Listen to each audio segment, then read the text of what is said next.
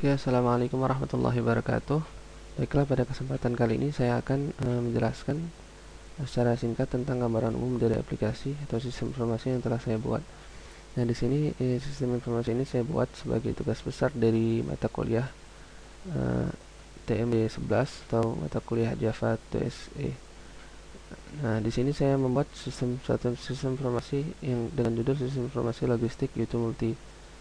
Yaitu Multi sendiri adalah perusahaan tempat saya bekerja dulu, dan jadi saya telah lebih kurang telah mengetahui tentang data-data atau keperluan traffic data yang terjadi yang ada di perusahaan tersebut. Jadi saya mengambil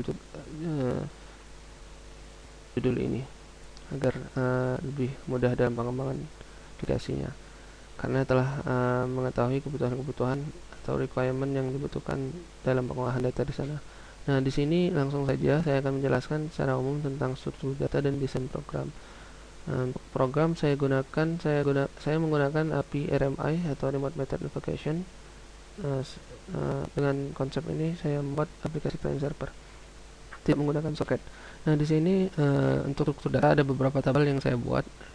Ini terdiri dari 8 entitas, lalu ditambah juga dengan beberapa view. Karena di sini ada beberapa tabel relasi di antara data kartu, yaitu relasi antara denom dan operator. Yaitu ada juga relasi tabel data produk, itu relasinya ke data kartu denom. Lalu kemudian stok masuk dan stok keluar ini relasinya ke produk. Jadi saya buat view-nya untuk mempermudah kita dalam pemanggilan atau penampilan data tersebut. Nah, kita lihat langsung di database-nya. Nah, di sini. Jadi ada beberapa. Ini kita lihat strukturnya. Lalu ada beberapa. Nah, untuk misalnya seperti stok masuk. Nah, di sini ada lagi. Nah, di sini relasinya adalah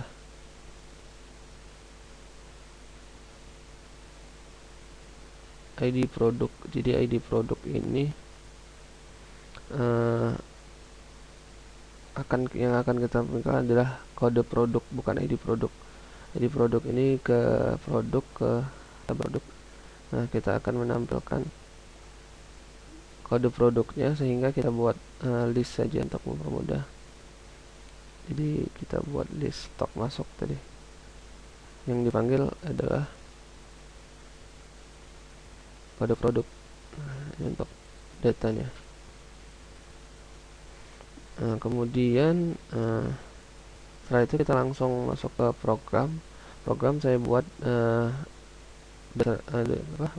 dengan 3 project utama, yaitu ada project untuk API-nya, server, dan klien sebagai aplikasi utama. Langsung saja kita lihat di NetBeans-nya. Nah, di sini saya membuat 3 buah project, yaitu ada API, klien, dan server. Nah, untuk API-nya sendiri ini merupakan project yang nantinya akan kita import ke masing-masing aplikasi utama, yaitu klien dan server. Nah, API ini sebagai penghubung data antara klien dan server.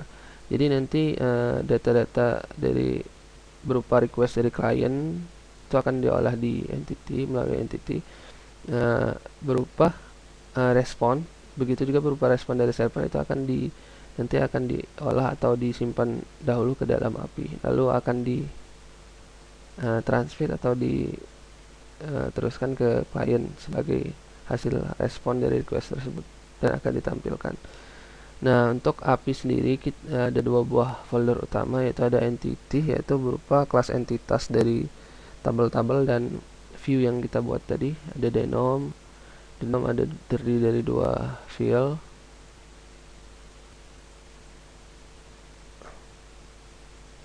Ada denom dan denom. Lalu kita set getter dan setternya.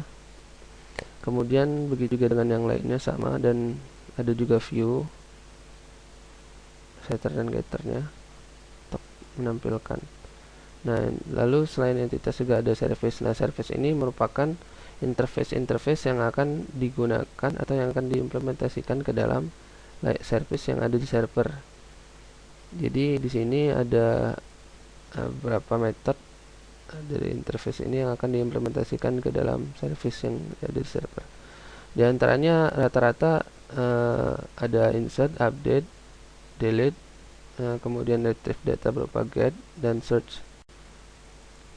Sama yang lainnya juga kurang lebih seperti itu, ada delete, insert, update, get, dan search. Jika nanti misalnya diperlukan metode baru atau kebutuhan baru, bisa kita tambah langsung di sini, dan otomatis dia akan mengimplementasikan ke kelas yang mengimplementasikan interface ini. Nah, lalu kemudian dari API, nah nanti API ini akan kita add atau akan kita include-kan ke dalam aplikasi jar-nya atau project-nya, kita include-kan ke aplikasi utama kita, client dan server. Bisa dari sini. Di sini sudah saya tambahkan ini berupa jar-nya karena sudah saya build. Begitu juga dengan di server. Lalu kemudian kita menuju ke server. Nah, di server ini ada 3 buah subfolder utama, yaitu ada server, ada service-nya, dan ada utilitas. Nah, untuk utilitas sendiri ini berhubungan dengan di sini ada satu buah kelas, yaitu DB connection, yang mengatur koneksi MySQL ke database MySQL. Di sini saya menggunakan kelas driver manager untuk meregister drivernya. Lalu get connection URL itu multi root. Jika Anda menggunakan password, bisa dimasukkan password di sini. Nah, lalu di sini sengaja saya masukkan ke dalam static, ke dalam method static, sehingga tidak perlu kita inisialisasi kelas ini, melainkan kita langsung panggil dari kelas ini lalu method ini. Jadi tidak perlu inisialisasi lagi, dia akan mereturn koneksi. Kemudian di server juga ada service-service yang akan kita gunakan. Nah, service ini yang akan digunakan untuk mengolah data di server. Lalu hasil olahan nantinya akan disimpan dulu di API dan akan diteruskan ke klien. Di antaranya ada dalam service server yang mengimplementasi dalam service tadi. Kita juga harus mengextend unique case remote object sebagai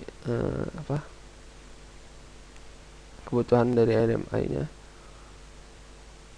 Lalu di sini misalnya, nah di sini kita telah mengisi metode-metode itu dengan beberapa statement SQL.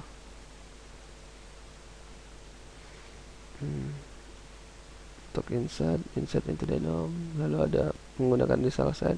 Rata-rata menggunakan prepare statement karena rata-rata dia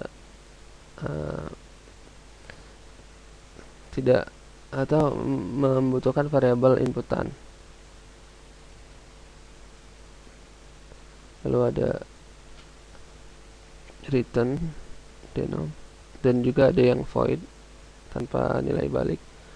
Lalu kemudian selain ini sama yang lainnya juga kurang lebih seperti itu.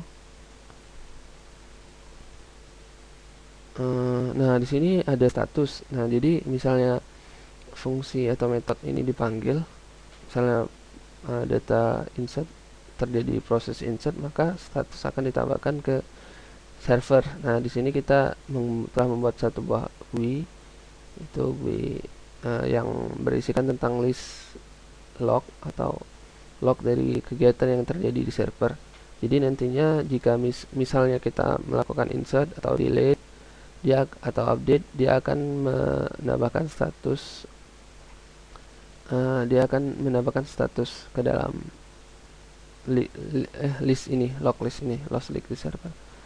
Di sini menggunakan add status, fungsi add status, dan juga di konsol kita buat. Nah, add status sendiri ada di add status. Nah, ini add status. Ya, add status ini kita menggunakan satu buah controller, yaitu server controller. Sini server controller. Nah, Server controller ini kita include-kan ketika inisialisasi, atau bukan ketika inisialisasi, namun ketika kita memanggil kelas ini. Jadi kita set controllernya menjadi controller, sehingga bisa kita ambil controller itu lalu kita gunakan. Nah, controller ini kita gunakan untuk menampilkan view dari server view. Jadi controller ini telah dibuat di sini.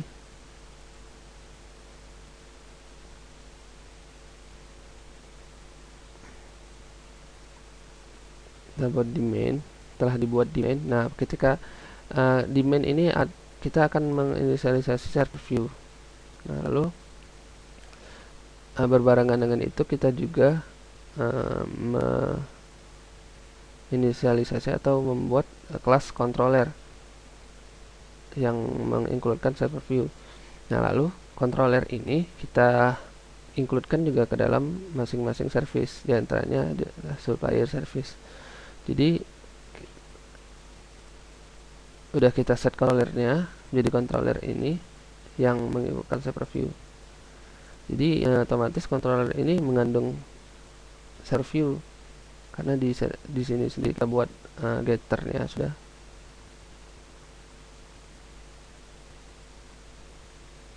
Di controllernya kita buat getter server view-nya. Nah, karena dia telah mengincludekan server view, jadi kita tidak berhubungannya melalui controller ini. Nah, jadi dapatkan server view, kemudian dari sudah dapat server view, kita gunakan get list log-nya, log ini buat getternya kita ambil, lalu kita add. Add ini biasa add string dari method bawaan dari list awt list berupa string. Nah, lalu kemudian server controller sudah kita buat. Nah, di main tadi, jadi dari server ini pertama kali yang dijalankan main.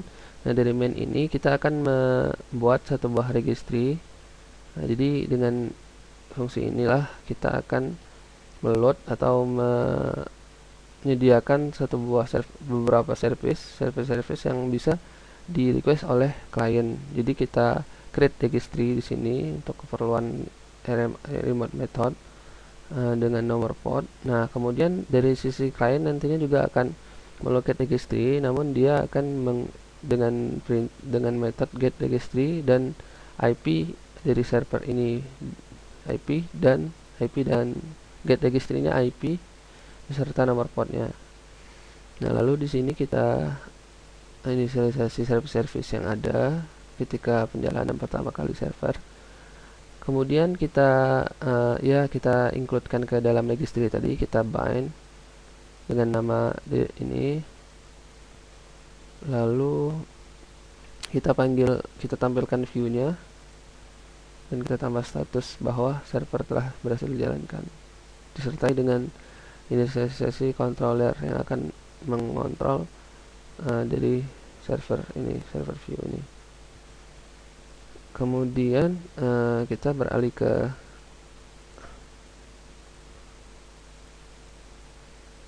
klien. Nah, klien ini cukup banyak, jadi ada beberapa folder, ada 1, 2, 3, 4, 5, 6, 7, 8, 9, 10, sekitar 10. Jadi saya bagi berdasarkan menu juga di sini view-nya. Ada view logistik, management, setting.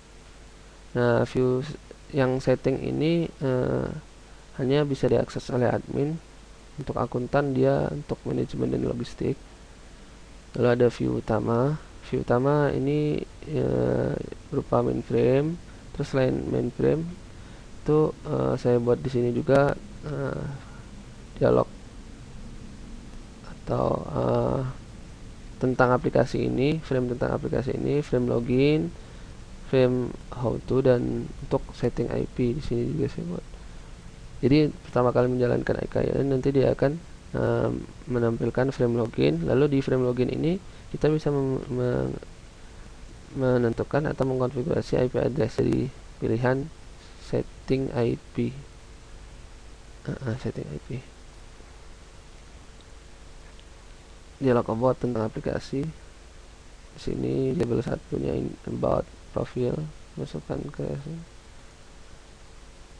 Lalu how to tadi tentang aplikasi. Nah, kemudian untuk menu-menu ini masing-masing seperti contohnya setting misalnya.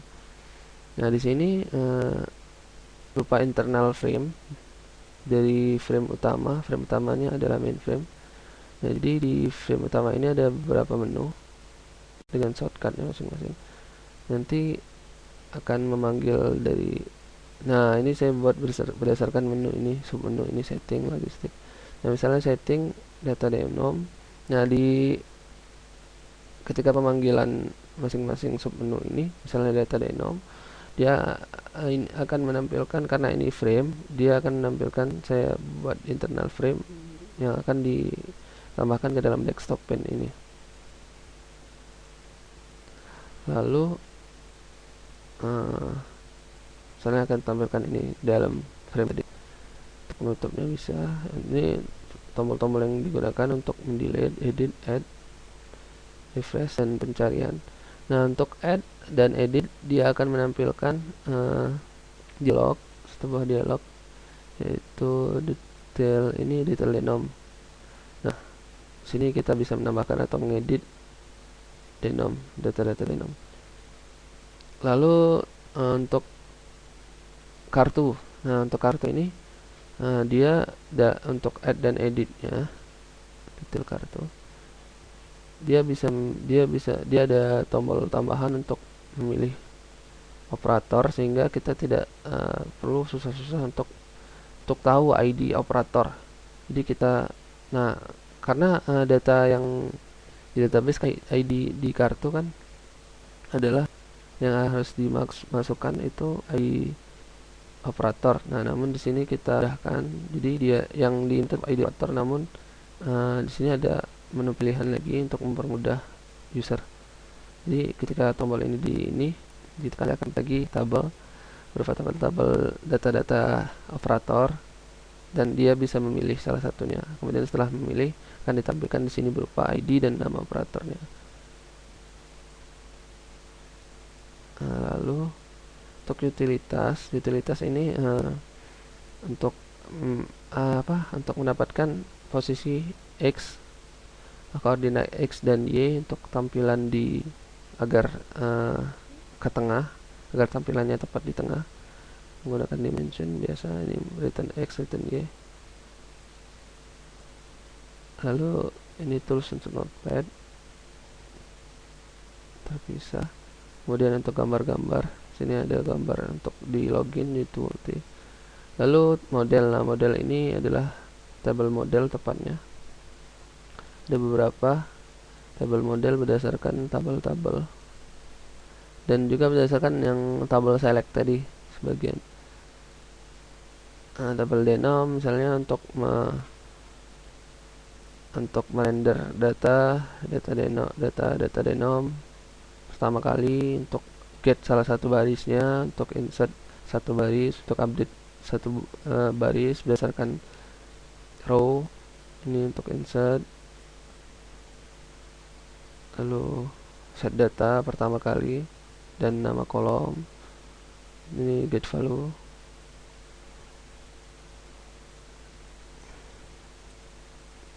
Lalu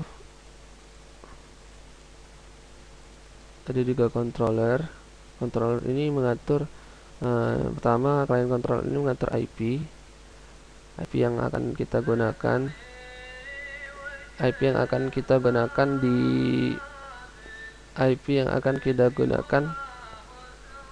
maksudnya IP yang telah dimasukkan oleh klien. Jadi di sini akan kita gunakan ketika pemanggilan dari registry. Jadi untuk pemanggilan registry kan membutuhkan IP address, jadi kita tampung ke dalam controller ini.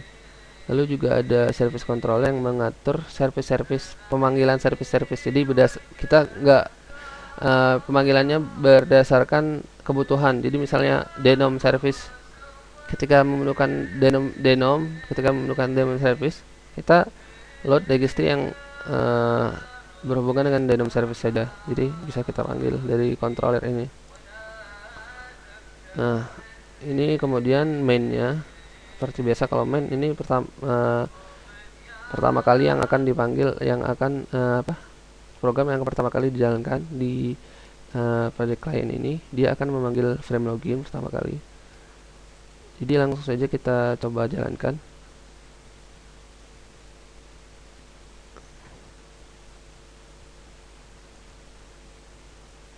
Kita build dulu, lalu jalankan server. Nah, server berhasil dijalankan. Nah, di sini ada pilihan exit dan clear untuk membersihkan log. Nah, lalu langsung kita jalankan kliennya.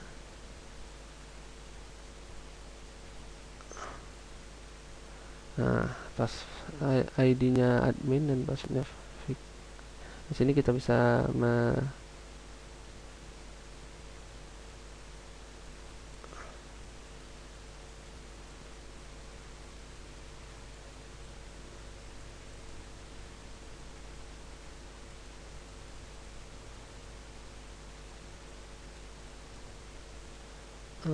kita ulang.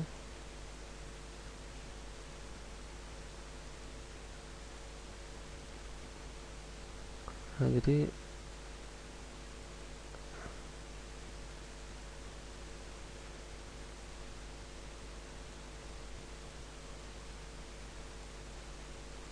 kita jalankan server dulu,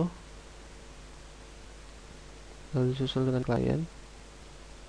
Masukkan ID dan password login. Nah, lalu dia akan menampilkan tampilan utama ini. Nah, di sini ada menu masing-masing, bisa kita buka. Ini how to, bisa logout, close. Ini bisa kita close, stop masuk. Bisa menggunakan shortcut.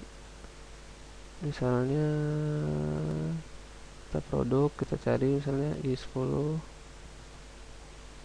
bisa kita delete atau kita refresh. Ini bisa kita edit dan add. Nah, di sini ada pilihan seperti kata saya tadi, bisa dipilih. Jika tidak lengkap misalnya, maka dia akan oh, ini tidak menggunakan validasi dengan lengkap. Nah, kemudian ini ada menu tools yang bisa digunakan, itu manggil langsung ke Windows.